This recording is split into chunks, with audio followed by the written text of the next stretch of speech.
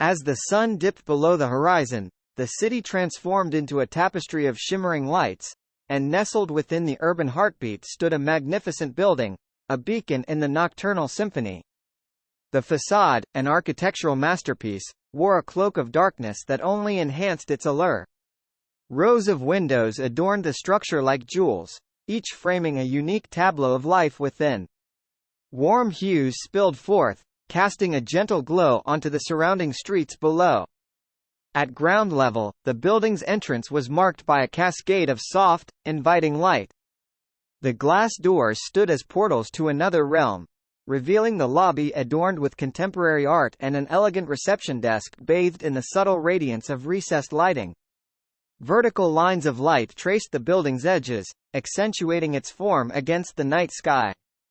The structure seemed to ascend endlessly, disappearing into the velvet canvas above.